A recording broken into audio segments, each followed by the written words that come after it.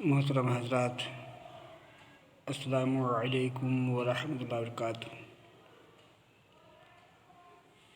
آج کے اس نشست میں میں یہ چاہتا ہوں کہ آپ کو غسل کے فرائض یعنی وہ باتیں جو نہانے میں فرض ہے وہ میں آپ کو بتاؤں۔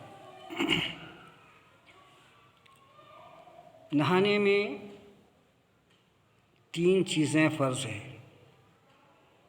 جس کا کرنا بالکل لازمی اور ضروری ہے، بغیر اس کے ادا کیے غسل نہیں ہوگا، یعنی آپ کا نہانا مکمل نہیں ہوگا۔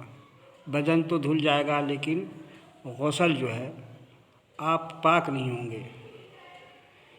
جس بندے پہ، جس انسان پہ غسل فرض ہو جائے، اور فرض ہونے کے کئی وجوہات ہیں جو بعد میں بیان کیے جائیں گے۔ عموماً لوگ جانتے ہیں کہ آپ پہ غسل کب اور کیسے فرض ہو جاتا ہے۔ جب آپ کے اوپر غسل فرض ہو گیا تو ضروری ہے کہ یہ 3 باتوں کو لازماً کریں جو آپ کے اوپر فرض ہے، احکام خداوندی ہے۔ وہ 3 باتیں کیا ہے جس کو غور سے آپ سنیں اور سمجھیں اور اس پر عمل کریں۔ اس کے بغیر آپ کا غسل نہیں ہوگا۔ جب غسل نہیں ہوگا تو نماز بھی نہیں ہوگی، یعنی کسی قسم کی کوئی عبادت نہیں ہوگی۔ اس لیے ضرورت اس بات کی ہے کہ آپ پاک ہو جائیں۔ پاکی حاصل کرنے کے لیے غسل کے جو فرائض ہیں اس کا پورا کرنا ضروری ہے۔ فرائض غسل 3 ہے۔ پہلا یہ ہے کہ آپ کلی کریں، اور کلی بھی اس طرح کہ غرارے کے ساتھ ہو۔ اگر آپ روزہ نہیں ہیں تب روزہ کے دنوں میں غرارہ نہیں کرنا، صرف کلی کر لینا ہے، معاف ہے کہ غرارہ نہ کریں۔ تو اس طرح سے غرارہ کرنا ہے کہ حلق تک پانی پہنچ جائے اور دانت کے منہ کے ہر پرزے پہ پانی پہنچ جانا چاہیے۔ اگر دانت میں کسی قسم کی کوئی چیزیں اٹکی ہوئی ہیں، جیسے ریشہ ہے یا چھالی کے کوئی ٹکڑے ہیں یا اس قسم کی کوئی چیزیں اٹکی ہوئی ہیں تو اس کا نکالنا ضروری ہے تاکہ اس کے اندر بھی پانی پہنچ جائے۔ یاد رکھیے کہ اگر پانی نہیں پہنچا، آپ نے لاپرواہی سے غسل کیا یا کلی کیا، اور وہ جگہ جہاں پہ چھالی اٹکی ہوئی ہے یا گٹکے وغیرہ لوگ کھاتے ہیں وہ اٹکا ہوا ہے، یا پان وغیرہ اس قسم کی کوئی چیز اٹکی ہوئی ہے دانتوں کے کھڑکیوں میں، تو اس سے نکالنا ضروری ہے تاکہ وہاں تک پانی پہنچ جائے۔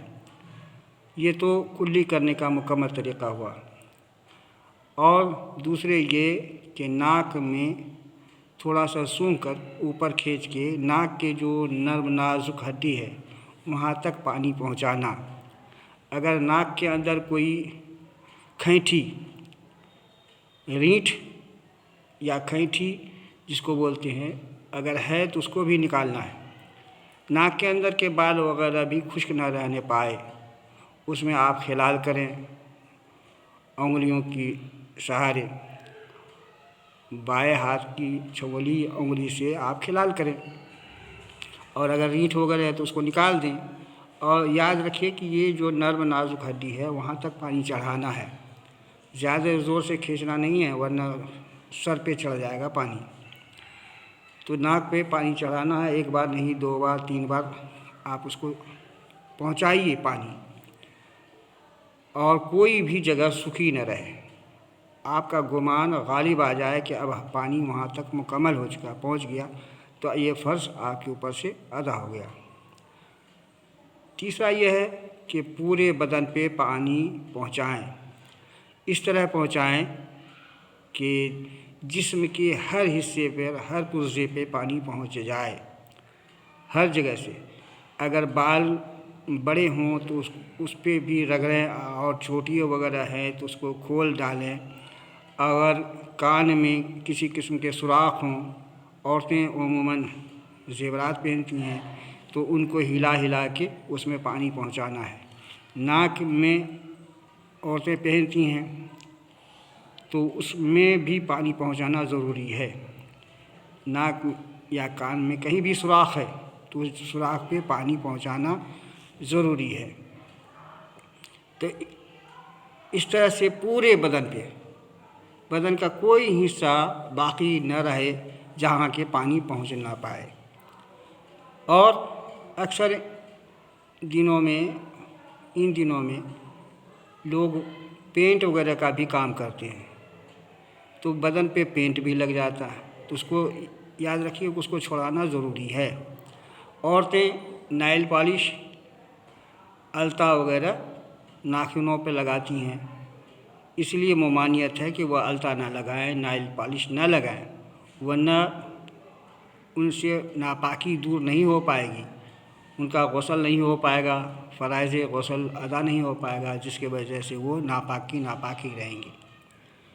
مرد پہ ضروری ہے کہ اگر اس کو پینٹ وغیرہ یا اس قسم کی کوئی چیز بدن پہ چپک جائے تو اس کا چھڑانا ضروری ہے۔ یاد رکھیے یہ 3 باتیں فرض ہیں۔ پہلا یہ کہ کلی کرنا اس طرح سے کہ منہ کے ہر پرزے میں پانی پہنچ جائے۔